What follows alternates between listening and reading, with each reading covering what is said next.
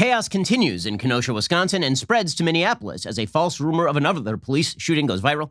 The NBA closes down to protest supposed systemic American racism, and the RNC defends cops and the flag on its third night. I'm Ben Shapiro. This is The Ben Shapiro Show.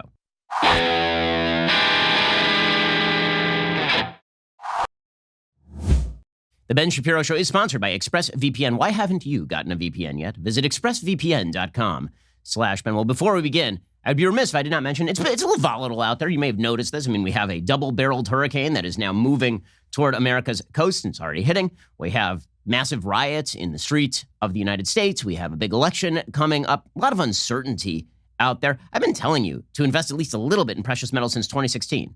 Don't you wish you'd listened to me? That was way back when gold was $1,300 an ounce. And just look now, gold is at a new all-time high. Why? Well, gold and silver thrive on uncertainty. When you're talking about a COVID pandemic with massive unemployment and a monumental election around the corner and the Chinese firing missiles into the South China Sea, well, there's a lot of uncertainty out there, so you might want to take some of your money and put it in precious metals. If you haven't reached out to my friends at Birch Gold to diversify part of your IRA or 401k into a precious metals IRA, or just get some physical gold or silver from them, go ahead and do it today. Text Ben to 474747. Get a free information kit on protecting your savings with gold. Listen, I have some precious metals. You should too. I trust the folks over at Birch Gold. They've got an A+ rating with the Better Business Bureau and countless 5-star reviews. Talk to them. Have them help you safeguard your investments. They're extremely knowledgeable. They want to help you protect your savings, ask all your questions, get all your answers, and then think about investing at least a little bit in precious metals by texting Ben to 474747. When you open an IRA in precious metals before August 30th, you'll be the first to get a signed copy of my new book, How to Destroy America, in 3 easy steps for free. It's pretty relevant right now. Again, text Ben to 474747. Hurry up, get the special offer. Text Ben to 474747. Okay, we're going to get to everything that is happening in domestic American politics, including the burning of more major American cities, as we continue to back the narrative that America is systemically racist and evil, and then watch as people burn down large American cities and small American cities. Kenosha is a town of about 100,000 people. But here's your quick Hurricane Laura update. According to weather.com, at this hour, Hurricane Laura has now moved inland across Louisiana with damaging winds, flooding, rain, and tornadoes after Category 4 landfall. This is wind gusts of up to 100 to 135 miles per hour being recorded in southwestern Louisiana. According to weather.com, Hurricane Laura made landfall early Thursday morning, is now tracking northward across western Louisiana with threats of destructive winds, flooding, rainfall, storm surges, and tornadoes. Laura made landfall near Cameron, Louisiana at 1 a.m. Central Time as a strong Category 4 with 150-mile-per-hour winds. This is the first Category 4 landfalling hurricane on record, according to the NOAA. Laura is now tracking through western Louisiana as a Category 2 hurricane this morning, which is certainly better than a Category 4. The hurricane's winds will slowly weaken as it moves further inland toward Arkansas today. The winds have knocked out power to more than 600,000 homes and businesses in southeast Texas and Louisiana. There's extensive wind damage in Lake Charles, Louisiana, including numerous shattered windows in downtown skyscrapers. A communication tower collapsed, power poles toppled, and roofs shredded. Some of the footage is pretty astonishing. Trees and power lines were reported down all over the city in Shreveport, according to local law enforcement. Multiple down lines and power lines also blocked roads through Caldwell Parish, Louisiana. There have also been reports of wind damage from Lafayette, Starks, and Vinton, Louisiana, and Natchez, Mississippi. Hurricane warnings have been dropped at the immediate coast. They continue for inland parishes of Louisiana. Listen to your local authorities. If you are in the path of this thing and they're telling you to get out of the way, then get out of the way because you don't want to be in the way of this one. Okay, meanwhile, the country continues to burn, and it continues to burn because there is a narrative, and the narrative must be purveyed at all costs. It is a narrative pushed by the media. It's a narrative pushed by the Democratic Party. It is a narrative that America is systemically racist, and that every incident caught on film of a white police officer in an altercation with a black citizen stems from America's terrible history of racism. These are the 1619 riots. They continue. This is all rooted in a certain ideology. It's an ideology I talk about as disintegrationism in my book, How to Destroy America in 3 Easy Steps, which is now more relevant than ever, unfortunately. The philosophy of disintegrationism says that we don't actually share any values. All we are a series of competing interests, a series of competing tribal interests who are unified because we are basically locked in this prison together. And therefore, whoever has the power is the person who makes the rules. And the only way to wrest the power is to use whatever means are at your disposal. And we are seeing this take place on the streets of Kenosha, Wisconsin. We're seeing this take place in the streets of Minneapolis. We're seeing this take place in the halls of power, politically and in corporate America.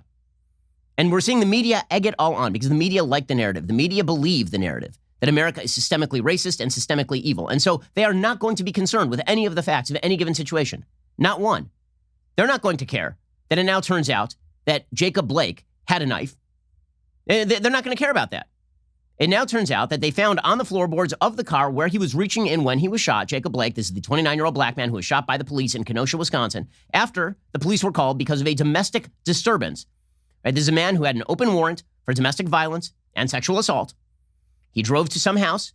Apparently, the person in the house called the police because he was trying to grab her keys. He was in a place he should not have been. This is according to the police scanner phone call. They pulled up his police record. They saw he had an open warrant. He had resisted arrest before. They arrived. He resisted arrest again. And they apparently tried to tase him. It didn't work. He got up. He walked around to the other side of the car while they shouted at him to stop, and they had their guns drawn. He reached down inside the car. They don't know if he's got a gun there. They don't know if he's got a knife there. It turns out there was a knife, apparently, on the floorboards of the car. This is what you call a justified shooting that is not prosecutable. Okay, there's no way this is prosecutable in a court of law at all. Zero chance this gets prosecuted. There's an open arrest warrant for a man with a history of violence with police, domestic violence and sexual assault. They actively attempt to arrest him peacefully. He resists arrest, throws them off, disobeys orders, goes to the front of his car, reaches inside, and then they found a knife on the floorboards. You wonder why he was shot? That's why he was shot. It's amazing. We constantly hear these stories from black parents, particularly in the media, talking about how they have to give the talk to their kids. Obey the police because you never know what the police are going to do. First of all, my understanding is that every single person who drives, like when you get your driver's license, you have this particular talk, like in driver's training. They literally tell you, put your hands at 10 and 2, obey the orders of the police, don't reach for the glove box. Right? I had this talk with my parents, and it's not race-based. It's a don't upset the police situation because you don't want the police to shoot you. Okay? You're not supposed to reach for the glove box no matter what your race is, unless you are telling the police what exactly is in the glove box. You're supposed to be very careful about how you interact with police in all circumstances. But if you're going to name a situation in which the talk didn't work, you cannot name Jacob Blake as such a situation. The man disobeyed every single order. He actively resisted arrest. He reached into his car, into a place the cops apparently could not see. And there was a knife in the car. So I'm really wanting to know here what exactly you expect the cops to do. I saw people suggesting, oh, well, the cops should have tased him. They tried to, apparently. Okay, so this is a textbook example of a non-prosecutable shooting by a police officer. According to the new reports from the Milwaukee Journal-Sentinel, the Wisconsin Department of Justice Wednesday evening named the officer who shot Jacob Blake and provided additional information about the shooting. Blake had a knife on the driver's side floorboard. On the driver's side floorboard. Okay, that would be like where he was reaching, guys. You can see it in the tape. He's reaching to the driver's side floorboard after resisting arrest. After resisting arrest. What do you think the cops are going to do in that situation? They're going to sit around and wait for him to wheel on them with a knife? Okay, this is my favorite part. Here is the headline. Okay, here is the headline. Originally, from the Wisconsin Journal-Sentinel, the Milwaukee Journal-Sentinel. This was the original headline. You ready? Listen to this. Jacob Blake had knife in car, but was otherwise unarmed, Wisconsin DOJ says, as it releases name of Kenosha officer who shot him in the back. Well, he had a knife in the car, but otherwise he was unarmed. Well, that night at the theater for Abraham Lincoln, it was, aside from the shooting, it was otherwise a fairly decent night. What in the world does that mean? Aside that scene in Terminator 2, where Arnold Schwarzenegger is standing at the window holding a minigun. Aside from the minigun, he was otherwise unarmed, it seems. Like, what does that headline even mean? The headline is so dedicated to the narrative that Jacob Blake was wrongfully shot that they are going to actively downplay one of the key factors in him being shot, namely disobeying the police and apparently going for a weapon on the driver's side floorboard of the car. So one of two things is true. Okay, so we don't actually know whether he had the knife before that. Either he was already walking with the knife and reaching into the car, in which case, still a good shoot, or he was reaching into the car for the knife, in which case, still a good shoot. And by the way, even if there had not been a knife there, when you disobey the cops and you do the specific thing they tell you not to do in the talk, then why are we acting as though this is unjustified? Seriously, legally unjustified? Okay, but again, the narrative matters more than anything. That is all that matters. So naturally, the Democratic governor of Wisconsin completely failed in his duty to protect the city of Kenosha over the past 72 hours. The city of Kenosha burned again last night. And over the past 72 hours, we saw this horrible situation where a 17-year-old man, and you are a man by law, you can be tried as a man by law, a 17-year-old man shot 3 people in Kenosha, Wisconsin. And the media jumped on this story, not just because there was shooting. It was really not just because there was shooting, because there have been shootings at other Black Lives Matter protests and riots and lootings. In fact, last count, I think over 30 people have been shot in these various riots and lootings. But this one obviously drew national attention because in this particular case, it was a white 17-year-old who shot apparently 3 other white people, by the way. I mean, that's sort of worthwhile mentioning. Okay, so the 3 people he shot were white.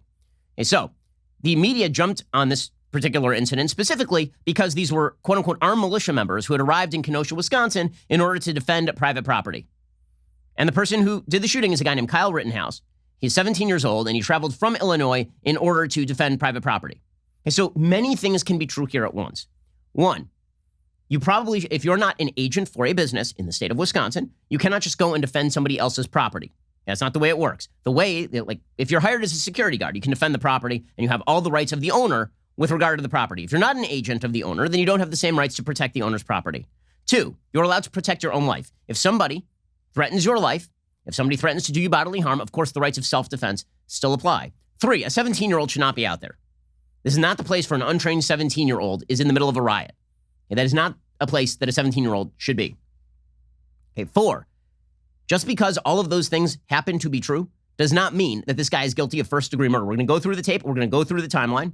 And then we do have to ask the question here, why is this happening? And the answer as to why this is happening is because Governor Tony Evers, who's a horrible governor, decided he was not going to call in the National Guard sufficient to quash the rioting and the looting and the violence. Because in the view of so many Democratic mayors and governors of cities, they've decided that it's worthwhile to give people space to let things burn, in the famous words of the former Baltimore mayor during the Baltimore riots in 2014, 2015. Remember, the mayor of Baltimore said we needed to give them space to burn. Okay, this has been the perspective for many Democrats. In the city of Los Angeles, where I live, Eric Garcetti shut down the entire city for a week running at 7 p.m. to give people space to loot and burn. If you don't want this to happen, there's a very easy way to stop it, and that is you call in the National Guard and you stop it dead. You stop it cold. When that doesn't happen, you know what happens?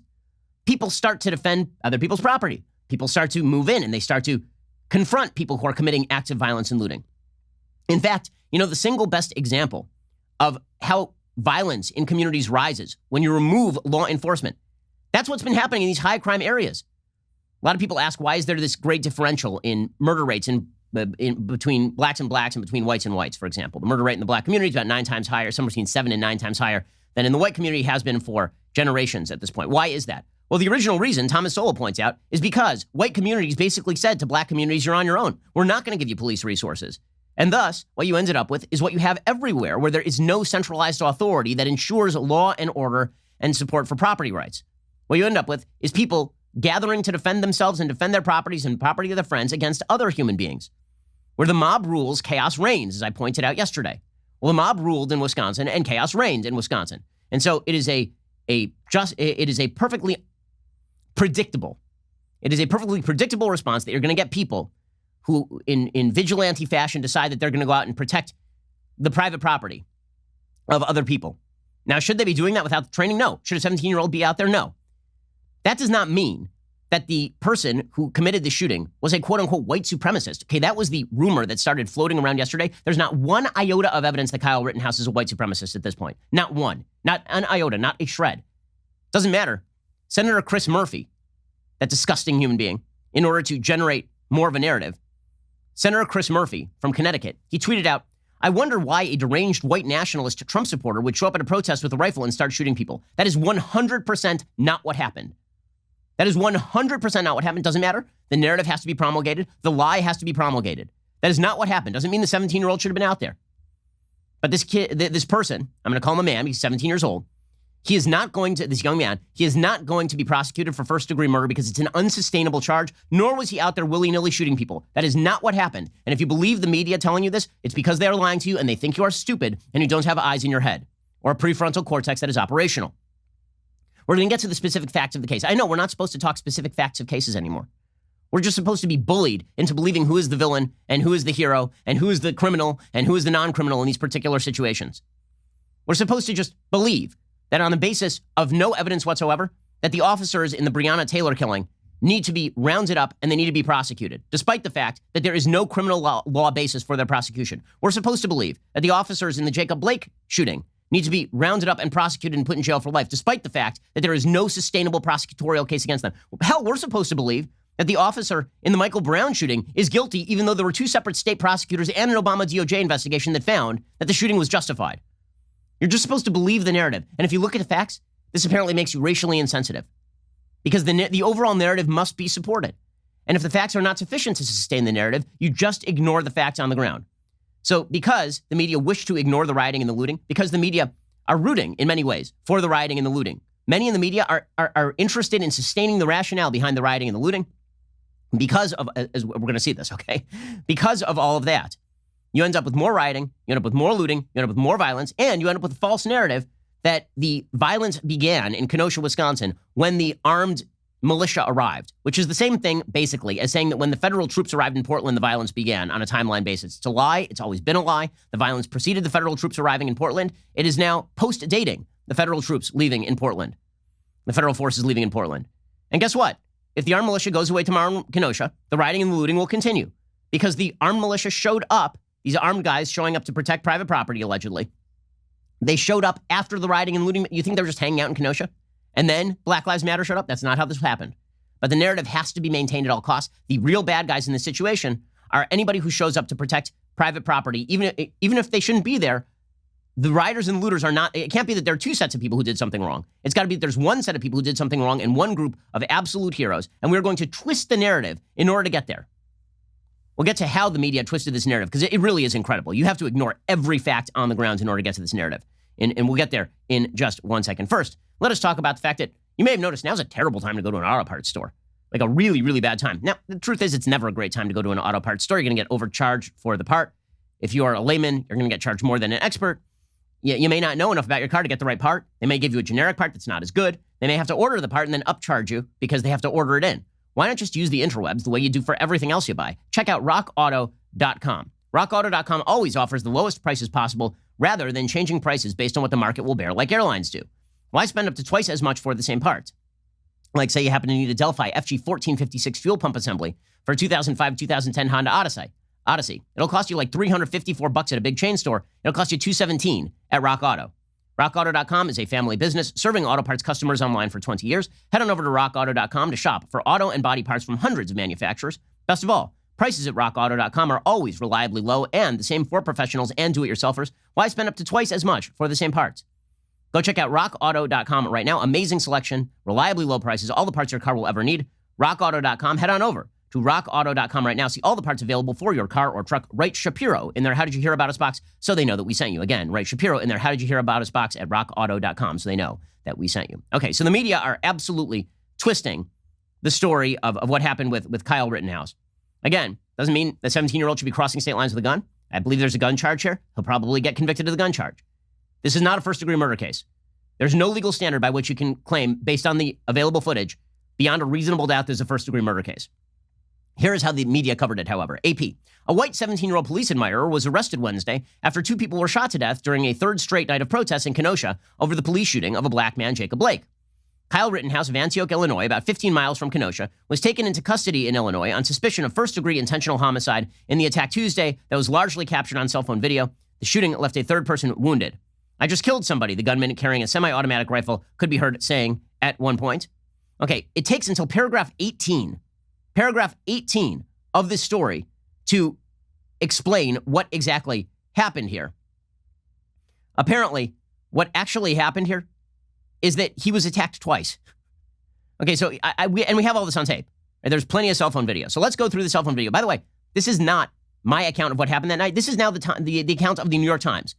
A person named Christian Trebert is the visual investigations guy at the New York Times, and he used to work for the I believe the Milwaukee Journal Sentinel. But in any case, he actually traced the movements of this person.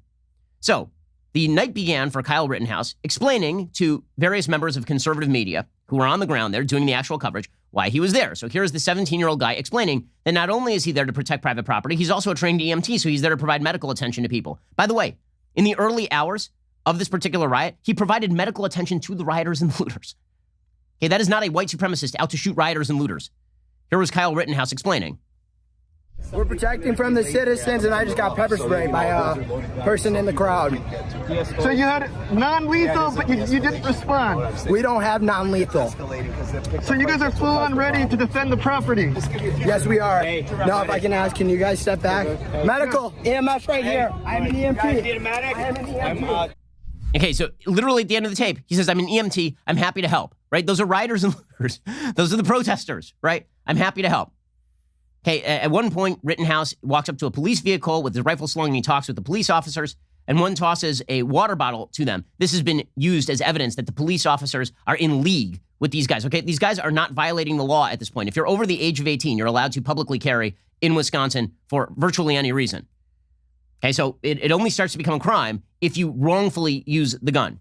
Okay, so what happens, according to Christian Schriebert, is that Rittenhouse eventually leaves the car dealership that he is defending, and he's barred by the police from returning at that point because he has crossed the line. Okay, and then there were 6 separate live streams. So there were 2 separate shooting incidents, one about a minute and a half earlier than the other. So in the first, you can see Rittenhouse, he's being chased into a parking lot. Okay, while he is being pursued, this is according to the New York Times, while he is being pursued, an unknown gunman fires the first shot into the air. So he doesn't fire the first shot. Somebody else is chasing him and fires the first shot. You can actually see it in another angle of this particular tape. But here is what it's, then what happens is he goes behind a car. There's a man who's throwing things at him and chasing him. You hear some shouting, and then he fires, right? According to the New York Times, while he's being pursued, an unknown gunman fires the first shot into the air. Rittenhouse turns toward the sound of the gunfire as another pursuer lunges toward him. He then fires 4 times with his assault rifle and appears to shoot the man in the head. Okay, so this is all disturbing footage, so you've been warned. Here is the tape. You can see Rittenhouse being pursued by this guy, chasing him. He throws something. It's not a Molotov cocktail, by the way. It's a bag filled with something. Okay, and then there's a slight delay. And then you see the shots go off. Okay, now at this point, it's unclear why Rittenhouse was being chased, why he was in the area of this car dealership. It's about 4 blocks away from the one that he was originally protecting. Okay, the initial shot were fired by 3 more shots in the parking lot. We don't know who fired them. Rittenhouse then takes out his phone and he makes a phone call. He calls 911 to both turn himself in because somebody has been shot, right? You can see him there on the cell phone. And he's calling. He's calling the cops to come. And then people start chasing him again. So people start chasing him again, which brings us to tape number 2. Now, he's running away from a mob that is attempting to do him harm. How do we know they're attempting to do him harm? Because he falls down and one of them shouts, "Get his ass." At which point a man jumps on him with a skateboard and tries to club him with the skateboard. At this point, Rittenhouse shoots the guy who's trying to club him with the skateboard, and there's another man who's approaching him with the pistol. Now, we don't know if this guy with the pistol is the one who originally fired the shot in the air at the incident a minute and a half earlier. Okay, and here is what it looked like when he shot 2 other people. One of these guys died. He was running toward the police, by the way, to turn himself in. Right? This is what he was doing. Okay, so you can see this guy hits him from behind. Here are people chasing him. You can see he's pushed from behind and he falls down on the ground. He turns around and a guy tries to jump on him with the skateboard. There's several people trying to jump on him. He shoots one of them, and then another guy has a gun and he shoots him in the arm. The guy who's shot in the arm does have a pistol. There are pictures of him. Half his arm is gone, because this is what happens when you get hit close range by a bullet. And then he's trying to surrender. The cops don't actually know what's going on at this point, so they drive past him. So people have been using this as, why didn't they arrest him? Because they don't know what's going on yet. He's with his hands up. That's why they don't arrest him. Like, why didn't they shoot him? They shot Jacob Blake because he wasn't going for a knife against the cops. That would be the reason, guys. Trevor Noah, idiot, was like, oh, well, Jacob Blake got shot. Why didn't they shoot this guy? Because he literally was not pointing a gun at them. That would be the reason. By the way, lots of criminals don't get shot by the cops. Okay, people pointed out that the shooter in Charleston, the horrible, racist shooting of the terrorist attack on the black church in Charleston, that shooter was captured alive by the cops. Right, because he didn't try to shoot the cops. The Washington, D.C. snipers were also captured alive by the cops. They were black because they weren't trying to shoot the cops. Okay, in any case, he ends up being arrested and charged with first-degree murder. Based on this tape, it's going to be very difficult to sustain a first-degree murder conviction. Like, extremely difficult. There's no evidence, according to the senator from Connecticut, calls him a deranged white supremacist. There's no evidence of that. Also, there is no evidence that he was out there to shoot people. Right? He's literally running away from people in both of these tapes. The only way you get a first-degree murder conviction is if he was threatening somebody with the gun before somebody tried to jump him or something. Okay, we don't have evidence of that. By the way, who are the people who were killed?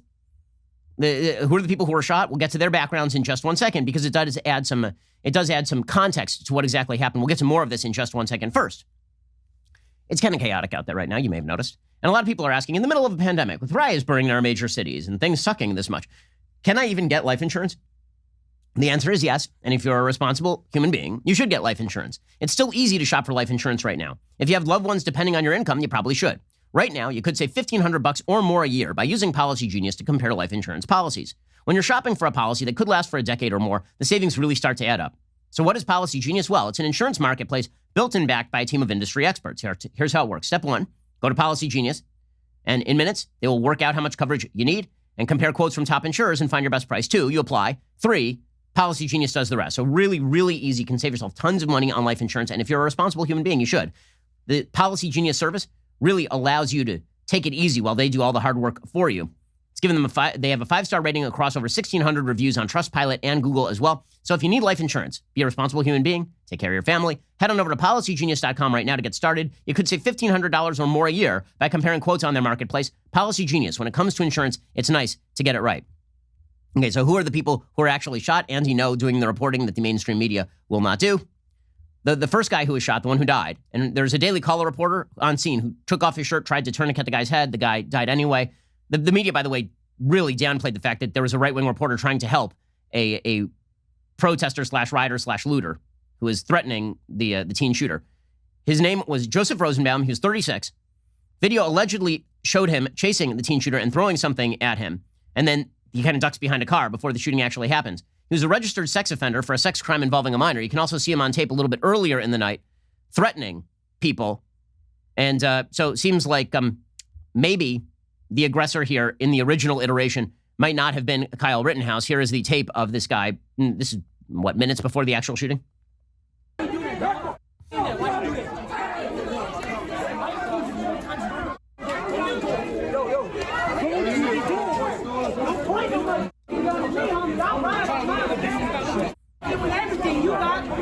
Okay, so you can see him there. He's in the red shirt, and he is saying the N-word.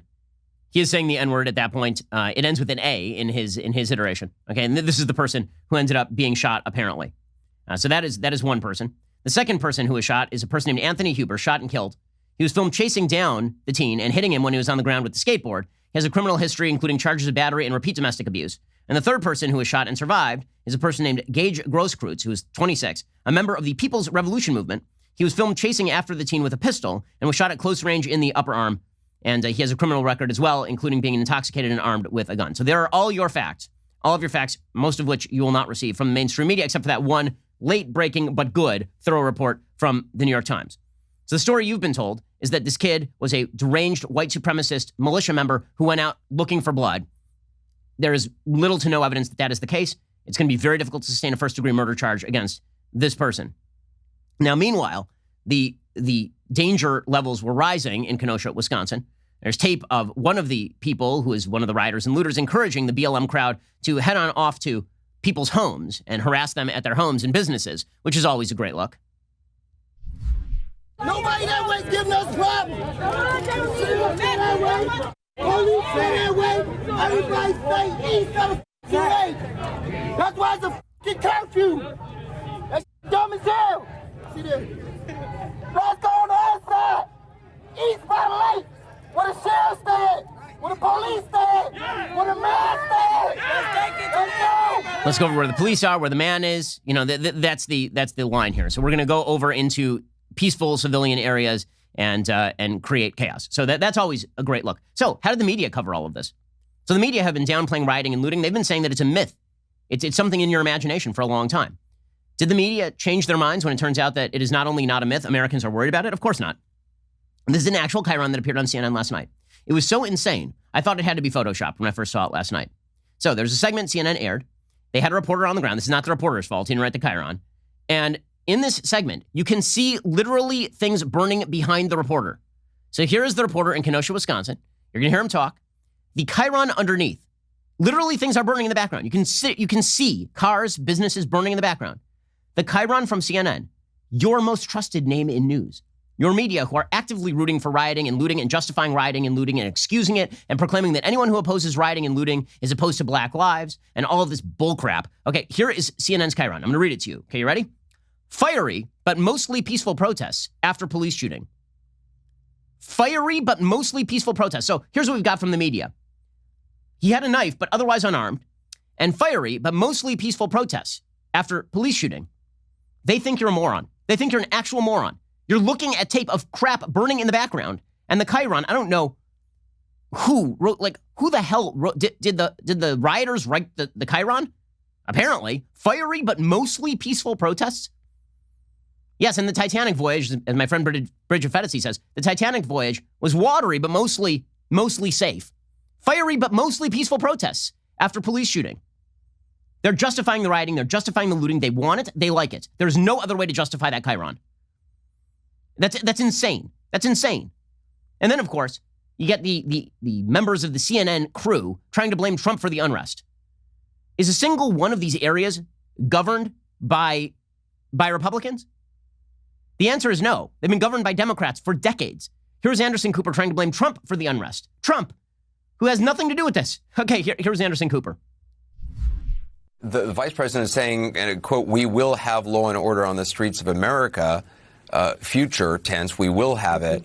But this is Trump's America. I mean, he has been now in power. It is as if the vice president and the president are talking as if they are just observers to what is going on, as if they are running to unseat the sitting president and vice president. They are this is the administration. This is their vision for America. Their vision for America is the rioting and the looting. When Trump sent in federal forces to try and stop this stuff in Chicago and in Portland, Anderson Cooper and the rest of the CNN jackasses were sitting around talking about how he was a fascist. Jake Tapper, who's normally much better than this, but Jake Tapper yesterday was like, look at these RNC people. They're dehumanizing the rioters and the looters. You're damn right. Okay, like, it is not humane or human behavior. It is inhuman behavior to participate in rioting and looting. That is not behavior that should be humanized. It is not good behavior. Okay, you should be treated with disdain if you are rioting and if you are looting.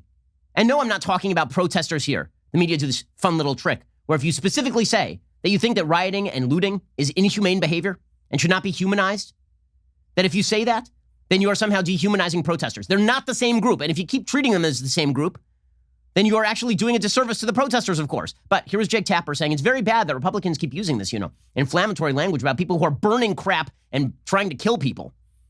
Jake is better than this, and I'm shocked at him, frankly.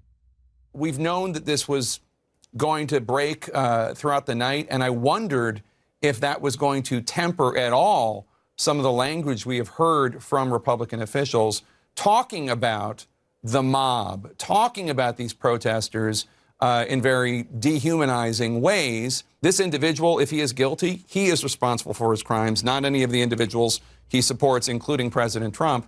But the idea that a supporter of President Trump is accused of killing protesters last night. Okay, what? Okay, first of all, you may want to actually include the facts of the case there, Jake. It turns out that by video, the guy is probably defending himself. It's going to be very difficult to sustain a first-degree murder charge in that particular case. And then to blame that on Trump, and then to suggest, how dare people use dehumanizing language about a mob of people who are attempting to burn businesses and loot things and be the world's worst humans. If this is the, I don't know how to read the media treatment of this other than they are rooting for the rioters and the looters. I don't know how to read that. I'd love to read it another way. I mean, there was an ABC News reporter last night who's like, well, and Trump, he keeps doing this thing where he leans into law and order. Why is he leaning into law and order? Maybe he's leaning into law and order because the cities are damned on fire. Like, what in the actual hell is wrong with these people? This is ABC News last night.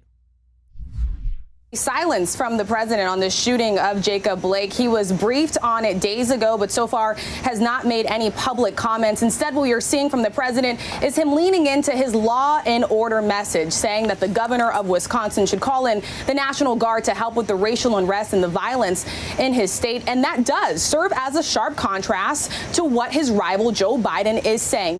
It draws a sharp contrast because Biden is so sympathetic and empathetic. By the way, we're going to get to Joe Biden in just a second, who continues to throw fuel on the fire. I understand that yesterday he made a statement where he, in very measured terms, says that it's unnecessary to engage in rioting and looting, and then proceeded to justify basically every element of the rioting and looting. He just said, don't be so pissed off, vote for me. Right? This is the blackmail game that the Democrats are playing. Barack Obama played it last week. The protesters are the best among us. Riots and looters don't exist. And by the way, the only way to heal this, the system works. If you just vote for us, you just vote for us. And then you don't have to riot and loot, because all your problems will be solved. Okay, American voters should not acquiesce to this game of extortion, where Democratic politicians essentially pat on the head rioters and looters for months on end in places like Portland and Seattle and Chicago and New York and Washington, D.C. and Los Angeles. And then they say, well, yes, but if you elect us, don't worry, the system is still working. It's despicable. We're going to get to more of this in just 1 second. First, right now, you might be feeling a little bit unsafe, a little unsafe. That would not be a surprise. But here's the thing. You really have to know how to handle your weapon. You have to know how to handle a gun if you're a responsible gun owner, because you have to know what the law is. You do. I mean, there are situations where you're walking with your kids and somebody comes up to you and maybe they're carrying a gun, maybe they're not, and they seem to be threatening you. Well, you better know your rights and you better know how to use the gun, because there are two things that could go wrong there. One, something bad could happen to you. Two, you could improperly utilize the gun. You could find yourself in serious legal trouble. This is why you need a 100% free copy of the Complete Concealed Carry and Family Defense Guide from the U.S. Concealed Carry Association. You need a gun to protect yourself and your family, and you need to know how to use it and when to use it. That free copy of the Complete Concealed Carry and Family Defense Guide from the USCCA, it's 164 pages. It comes with a bonus audio version so you can listen whenever you want. It's important to own a firearm. It's important to know how and when to use it responsibly if the need arises. Just text PROTECT to 87222 to get that free guide. You'll get instant access and a chance to win $1,000 so you can buy a gun to protect your family. Text PROTECT to 87222 right now and join my friends at the USCCA. They're doing excellent work. Text PROTECT to 87222 right now. Okay, we're going to get more into the insane push by the media to ratchet up racial tension, the inability of Joe Biden to ratchet down, or the unwillingness of Joe Biden to ratchet down such tension. We'll get into the NBA essentially posturing and ending its season in order to accomplish some unspecified goal they have yet to name. We'll get to that in a second. First, in case you haven't tuned in this week, the RNC has had some really good stuff in terms of production value, in terms of actual content. It completely outpaced the DNC. I mean, the RNC is significantly better than the DNC. We're going to get to more of that in a little while. Daily Wire is matching this enthusiasm with an even better lineup of All Access Live to watch the RNC with you over at dailywire.com. Tonight, 8:15 p.m. Eastern, 5:15 p.m. Pacific, the execrable Michael Knowles will be live streaming the final night of the RNC speakers, including President Trump. Who will be watching with you are All Access members, taking your questions and comments live as well. Only All Access members get to join these All Access live sessions where one of us hosts hops on every night to chat with you, both in live stream and in the comments. All Access membership also features not one, but two Leftist Heroes tumblers with your membership, as well as early, sometimes exclusive access to new Daily Wire products. So head on over to dailywire.com/Shapiro right now to get 20% off All Access with coupon code ACCESS. That's dailywire.com/Shapiro with coupon code ACCESS to get 20% off your membership. You're listening to the largest, fastest growing conservative podcast and radio show in the nation.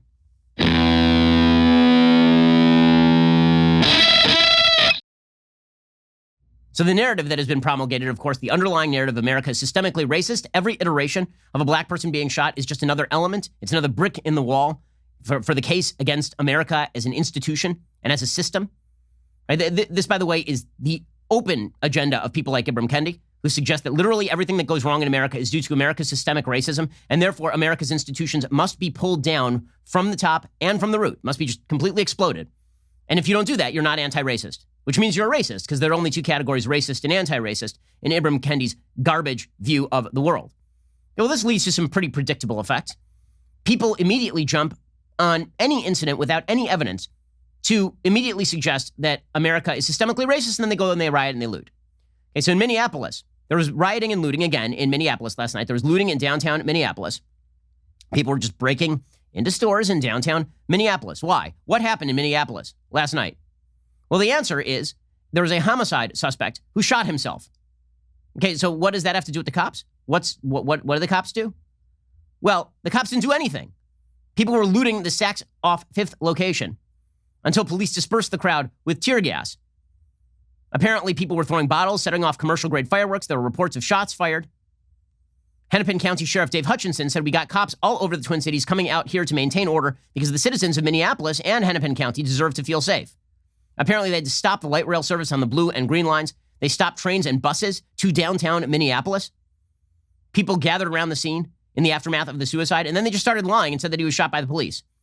They looted the Target, which is a great way of protesting racial injustice, is by stealing. That's definitely the best way to do this. Governor Tim Walz, of course, doing an amazing job. He said, "Minneapolis, it's time to heal. We must rebuild and recover. Dangerous, unlawful behavior will not be tolerated. The State Patrol is headed to Minneapolis to help restore order. I remain in close contact with the city, and every state resource stands ready to help bring peace." Oh, good. Months later. Well done, everybody. So what exactly happened in this case? There's a suspect who was followed by police in connection to a deadly shooting that happened just hours before at a parking ramp downtown. The guy shot himself. He killed himself. People showed up. They started lying and suggesting that this person who shot himself was murdered by the police. And then riots broke out and looting. Well done, everybody. Because you know what? Honestly, for the media, what's the difference? They won't cover the details of these shootings anyway. And when they do, it's always this post hoc rationalization whereby whatever the details of the case, the narrative has to be sustained. By the way, how bad do Minneapolis business owners have it right now? How badly do Minneapolis business owners have it right now? There's a story from the Minneapolis Star-Tribune in which they point out that business owners have been explicitly barred by the law from taking measures to protect their own businesses. According to Jeffrey Meidtrot at the Star-Tribune, quote, Minneapolis businesses fight ban on exterior shutters, owners wanting to protect their windows after riots face obstacle. Okay, so in other words, looters crashed through windows and people started putting up exterior shutters on the outside of the building. But the city of Minneapolis has barred security shutters on business exteriors since 2004. Why? Because they said that the external shutters cause visual blight and they create the impression that an area is unsafe and troublesome. Well, you wouldn't want to create that impression. I mean, let the business owner suffer, but you don't want to create the impression that things are going badly in Minneapolis by allowing people to put up shutters. Instead, why don't you create the impression that things are going badly in Minneapolis by allowing rioters and looters to shatter all the windows? Good call, everybody. Just well done all the way around. Well, shockingly, Democrats were silent about this completely at the DNC last week. They were completely silent about it. Like, not a word. Not a word. And for months, they've been putting out these extraordinarily tepid statements. Well, we don't really like the violence, but America is a systemically racist place, and you have to understand what these people are going through, et cetera, et cetera, et cetera. Well, now it turns out that the polling sucks for Democrats on this. It turns out that Americans aren't real fond of watching rioters and looters in the streets, including, by the way, many black Americans who live in the areas that are being rioted against and looted in. There's a public opinion poll that was done before the Jacob Blake shooting and events in Kenosha. And what it showed is a dramatic drop, a dramatic decline in the approval of Black Lives Matter protests. In early June, from June 14th to 18th, there were 61% of Americans said they approved of BLM, 36% disapprove. By the beginning of August, those numbers were back to 48-48. Okay, in the aftermath of what's happening in Kenosha and Minneapolis, I can guarantee you this is going to drop into negative territory, which is where it should be since the BLM movement has accomplished zero things. I'm still waiting. What have they accomplished? The one thing that anybody tried to accomplish was Senator Tim Scott pushing a police reform bill, which was immediately filibustered by the Democrats. What's the thing they've accomplished? Other than ratcheting up racial tensions across the country and making excuses for rioters and looters and fiery things happening to burst out at protests all over the country. Black or Hispanic approval of BLM remains high, but white approval has fallen and become net negative, which is not particularly shocking. The levels of black and Hispanic approval have remained pretty steady throughout. But what did this drive? Well, it means that Joe Biden and the Democrats are starting to feel the pressure. They're starting to feel the pressure in places like Wisconsin. According to the New York Times, Wisconsin voters are looking at what's happening, and they're saying, maybe I need to vote for Trump, so I'm not going to get blackmailed into supporting the very people who are trying to burn down my business. According to the New York Times, the politically calculated warnings of President Trump and the Republican Party about chaos enveloping America should Democrats win in November are reverberating among some people in Kenosha. First of all, I gotta love the New York Times coverage. It's politically calculated. It's not that it's an actual warning. It's always politically calculated. Republicans pounce. Republicans seize. You know how they would not be able to pounce or seize? If Democratic governors and mayors would shut this stuff down. Okay, but apparently there are fears in the Democratic Party that rural areas of swing states like Pennsylvania and Michigan and Wisconsin aren't going to like all that much the Democratic penchant for making excuses for people who burn cities. And so Joe Biden had to release a statement yesterday. So finally he releases an actual spoken statement. He's released some written statements before, extraordinarily tepid. He released a spoken statement, the first minute of which was dedicated to suggesting that the police in the Jacob Blake shooting were actual racists who were murdering black people. Without evidence, by the way. So it's so funny. I saw some more conciliatory types on the right being like, well, at least Biden put out a statement. I'm so glad he finally condemned the violence. Okay, if the first minute of what you're saying is that America is so systemically racist and terrible that black people are being shot willy-nilly by the cops, and then you say, but violence is unnecessary, comply with the law. These are two conflicting messages. If you suggest that America is so inherently dangerous that black people are being systemically put under the knife, put under the boot of the jackbooted racists in charge of the police and the institutions of America, then when you buy it back 5 seconds later and you're like, well, yes, but if you elect me, then everything's better and the violence is unnecessary and it's not useful. Well, I've yet to see why, if you're a rioter and a looter, you would think that, considering that you've received nothing but downplaying of your violence and downplaying of your looting and warm coverage as protesters who are the best of America from many of America's chief political voices.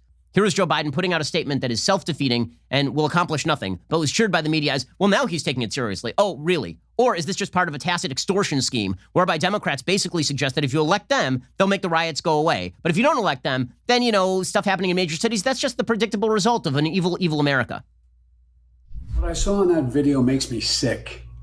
Once again, a black man, Jacob Blake, has been shot by the police in broad daylight with the whole world watching. Our hearts are with his family, especially his children. It's horrible what they saw. Watching their father get shot. Okay, can we pause it for 1 second? Okay, that's the part that people are going to watch first and foremost, right? It makes you sick to your stomach what you saw on that tape. Once again, a black man being shot in broad daylight. At no point here does he actually go through the facts of the case. At no point does he point out that Jacob Blake was resisting arrest, had an open warrant for 2 separate charges, including a felony, that when he went to his car, there was a knife on the floorboards. At no point does the factual pattern enter anywhere into this calculation for Joe Biden. It's just another example of any time a bad thing happens to a black person, it's because of systemic American racism. And then he goes forward and he's like, but, you probably shouldn't riot and burn stuff because it's uncouth. It's uncouth. Yeah, I'm sure that's a message that's going to resonate. Well, yes, I'm sure that's going to stop all the violence. By the way, what stops violence on the streets? When you put protective forces on the streets to stop the violence. When you put the cops out there to stop the violence. When you suggest the police are systemically racist.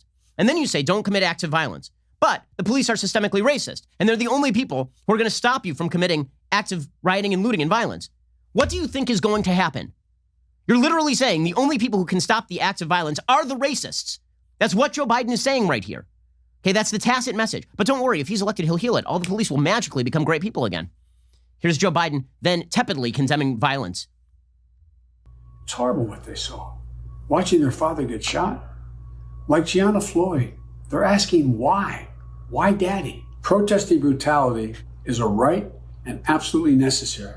But burning down communities is not protest. It's needless violence. It's needless. Needless is the word he uses. Right? If it were needed, then maybe it's okay. But it's needless. It's needless. It's not evil. It's not morally bereft. It's not disgusting to burn down businesses. It's needless. And it's needless because eventually you're going to elect me and I'm going to heal all this stuff. Joe Biden there. He's talking about Gianna Floyd, by the way. That would be the, the wife of George Floyd, I guess? The daughter of George Floyd. Sorry about that. So, just the quick correction there. Okay, so all of this is calculated to lead to more violence. Because guess what? The Democratic agenda has now become extraordinarily clear, which is we will tepidly condemn violence from time to time, but we are not actually going to do anything to stop the violence in any real way. I mean, believe it or not, I'm not kidding you. The Virginia legislature, which is now a Democratic legislature, the Virginia legislature just passed a bill that would make it a misdemeanor to assault a police officer if the police officer was not hurt. I'm not kidding. This is in real time what the Virginia legislature is doing. The Virginia Senate, according to WSLS, passed a bill allowing assaulting a police officer to be considered a misdemeanor and removing a mandatory jail sentence. This is madness. It's madness. You're getting rid of penalties for assaulting police officers. You're suggesting that America is racist stem to stern. And then you sit around and you're like, oh, well, and if there's looting and violence, that's unnecessary, guys. It's unnecessary. After all, you can just elect Democrats. By the way, Democrats have been running these cities for years, and I'm still seeing some looting and some violence and pretty significant levels of police interactions with the local population. Okay, so all of this leads up to popular culture. And so this message is now infused to all aspects of our society, and you are not considered woke if you won't mirror the narrative of the day. And the narrative of the day is America is evil and systemically racist, and all bad and evil decisions by individuals are attributable to that evil American system. So all of this carries forward to the NBA. So the NBA is already having some pretty significant problems. Right? The NBA didn't play for a while because of the pandemic, and then they created this bubble, which is a pretty smart idea, where they said we're going to play all of our games in one place. But in order for you to watch the games, you have to swallow whole all of the social justice crap that they're pushing, like America is systemically racist and evil.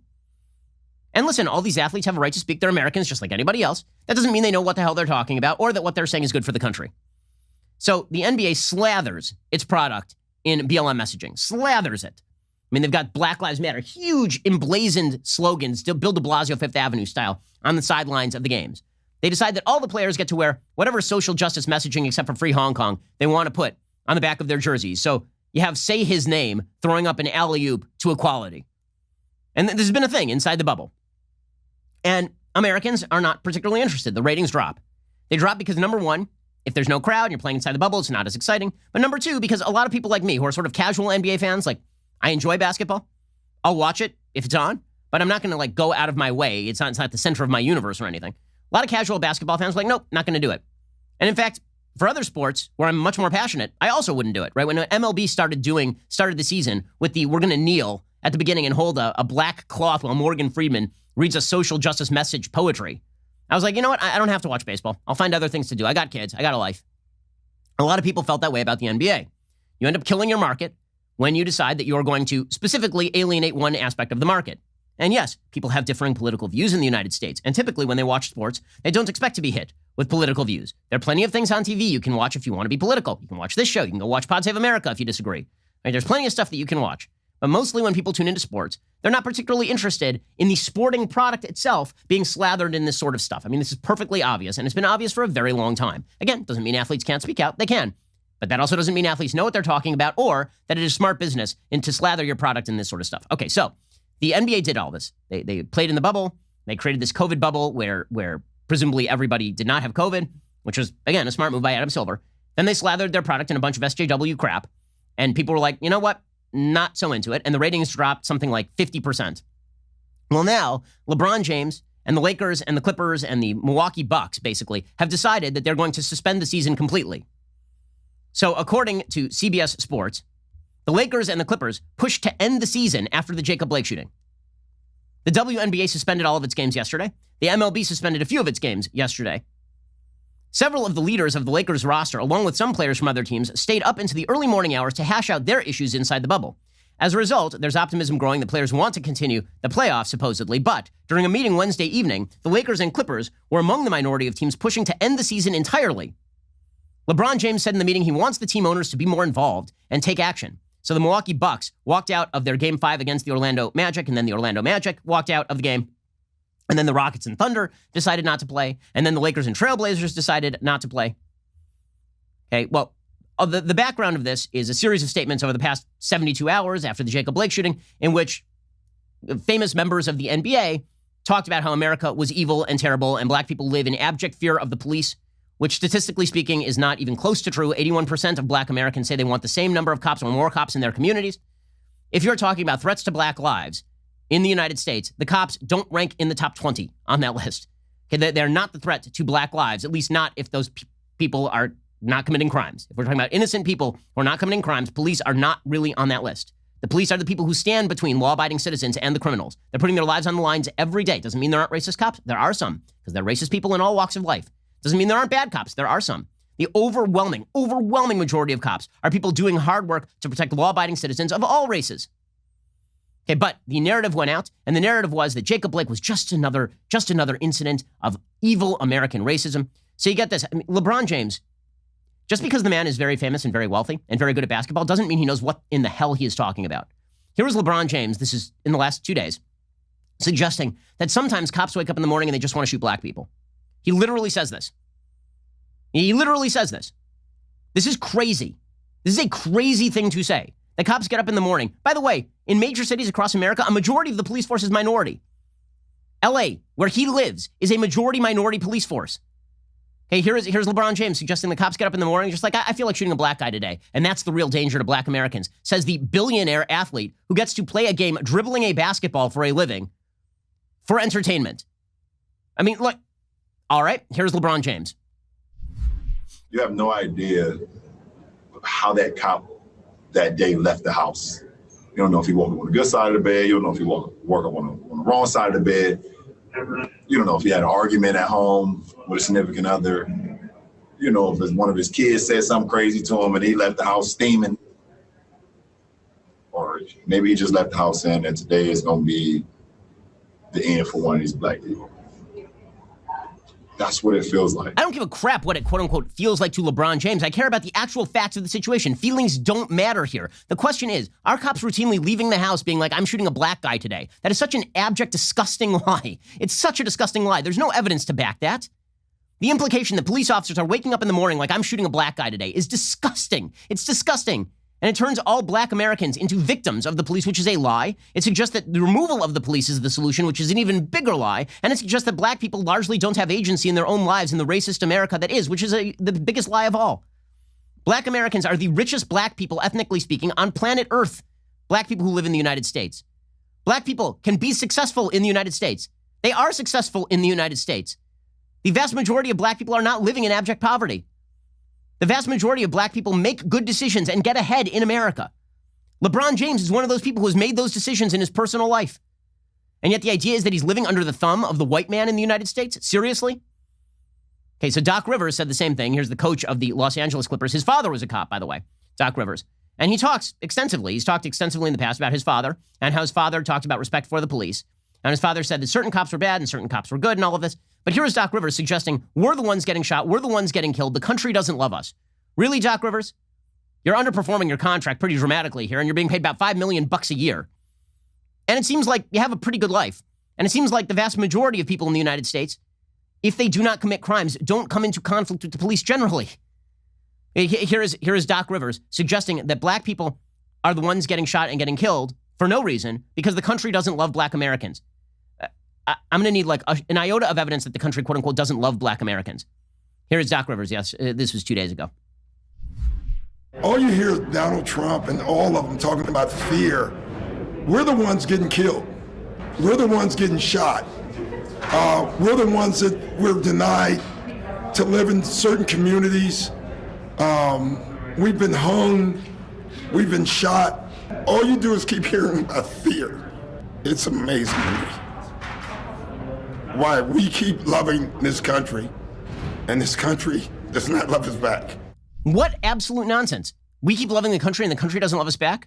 What evidence? We've had a black president not in my lifetime, in the last few years. Until the last 5 minutes, Barack Obama was overwhelmingly elected twice. The most popular figures in America today are largely, there are many black Americans. We're talking about Oprah Winfrey. We're talking about Michelle Obama. We're talking about Barack Obama. We're talking about LeBron James. These are all extremely beloved people in American public life. Where is he getting this? Where is he getting this?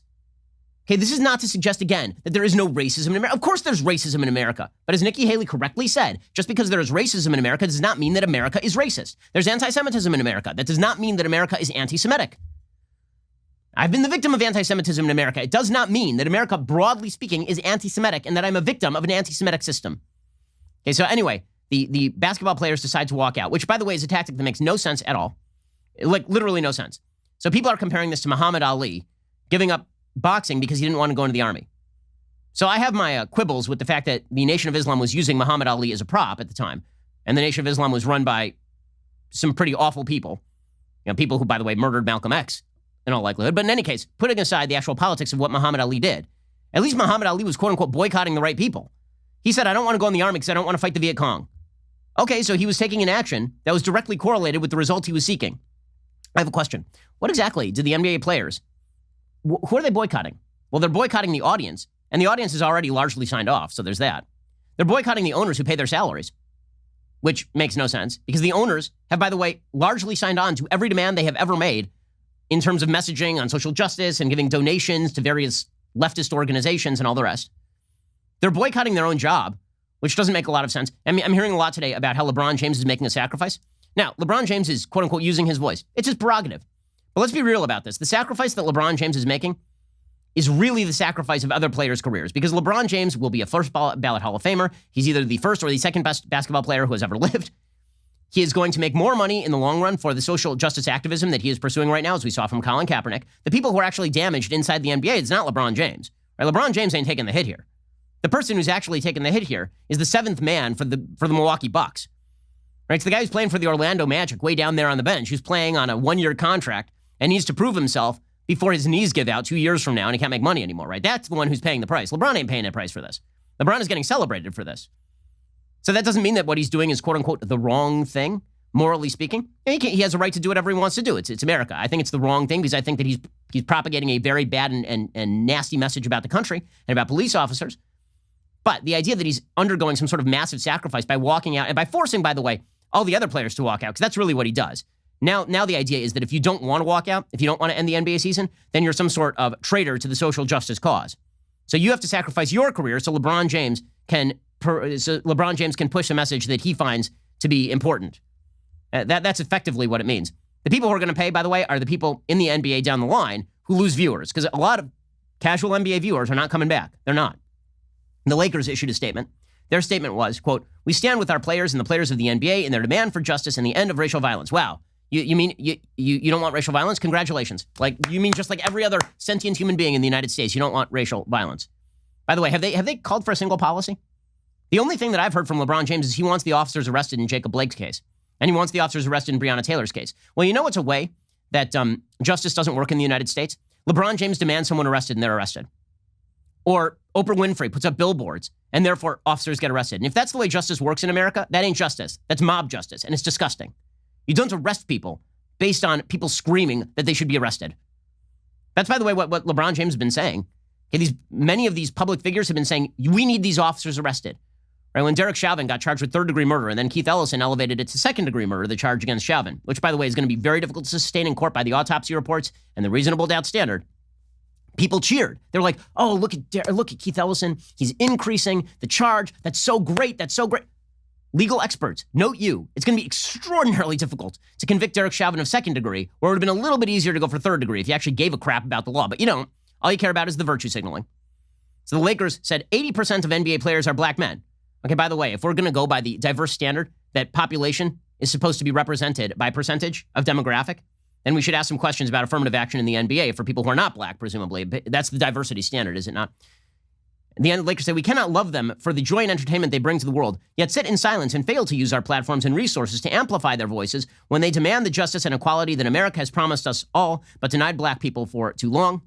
In 2020 alone, we've been made to bear witness to the killings of numerous unarmed black men and women at the hands of police, as well as private vigilantes, Breonna Taylor, George Floyd, Ahmaud Arbery, and now Jacob Blake. These cases are not all the same. The Ahmaud Arbery case is a legit murder case. The Breonna Taylor case is a case where the police had a legit no-knock warrant. They used the no-knock warrant, they were shot at, and they returned fire. It's a tragic situation. It is not a criminal one. The George Floyd case is going to be very difficult to prosecute, considering that the man had enough fentanyl in his system to kill a horse, and the fact that he was saying he couldn't breathe before he was on the ground. You might be able to get that officer for assault. It's going to be very difficult to convict him of murder on just a basic causation standard. And Jacob Blake looks like a justified shooting. He disobeyed every police officer. He wrestled away from them. He apparently was tased and walked away, and then he bent into a car, and they found a knife on the floorboards. Okay, but according to the Lakers, we must continue to say their names, but now is also the time for us to say enough. Okay, well, I'll tell you what's going to happen. A lot of people are going to say enough to the NBA. A lot of people are going to say, you know what? You're entitled to your politics, and we're entitled not to watch.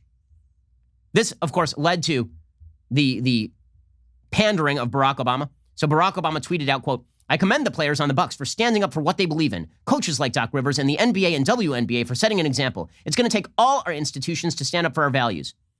What change has been effectuated here? None. What policy has been changed? Zero.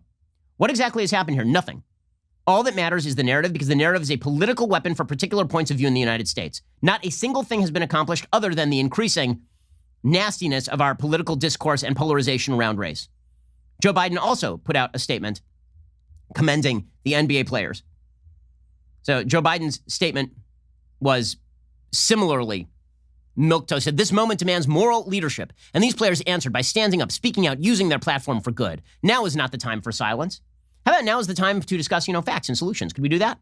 Or are we just supposed to scream at the wind, and then when somebody else screams at the wind and walks away from their job in the middle of a pandemic?" By the way, I'm glad for the NBA players that they have the ability to walk away from their jobs in the middle of a pandemic where people are literally not allowed to work. That's exciting for them. I'm glad. And again, they have every right to make their voices heard. And we have every right to say that their voices are making very little difference in actually obtaining solutions, and a lot of difference in terms of propagating narratives that are simply untrue about the United States on a broad level. So, okay, fine. So, I guess a lot of people just won't watch the NBA. That's the way it's going to go. Because everything has to be politicized, everything. Again, no one's saying that these basketball players can't speak out. No one's saying shut up and dribble. They're free to speak out. If they decide not to dribble, we don't have to watch. And if they say stuff we don't like, we also don't have to watch. And that's America too. Especially if you're purveying the lie that America is a deeply evil and systemically racist place, and that every police incident is symptomatic of a deeper American evil that must be rooted out at the core. To which I think a lot of people are going to say, well, it seems like you're doing pretty well in this evil, terrible America, LeBron James. You're worth $1 billion. I'm glad that you have the temerity to speak up against systemic American racism in an awful, evil, unfree system in which you are worth $1 billion, but you don't have the temerity to stand up to the evil Chinese government that is subjecting people to brutality, violence, cruelty, and tyranny in Hong Kong and domestically. It takes a lot of courage. Alrighty, well, we'll be back here later today with 2 additional hours of content. We didn't even get to the RNC today. Suffice it to say, it was pretty good. It was pretty well run. The real RNC is what's happening in these major American cities where Democrats refuse to actually stop the violence and propagate American values instead of undermining them. We'll get to more of this later today with 2 additional hours of content. Otherwise, we'll see you here tomorrow. I'm Ben Shapiro. This is The Ben Shapiro Show.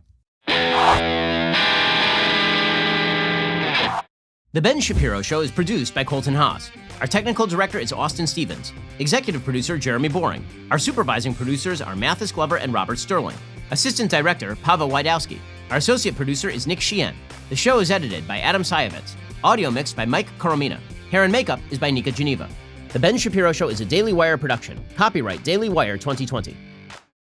Hey everybody, it's Andrew Klavan, host of The Andrew Klavan Show. You know, some people are depressed because the American Republic is collapsing, the end of days is approaching, and the moon has turned to blood. But on The Andrew Klavan Show, that's where the fun just gets started. So come on over to The Andrew Klavan Show and laugh your way through the apocalypse with me, Andrew Klavan.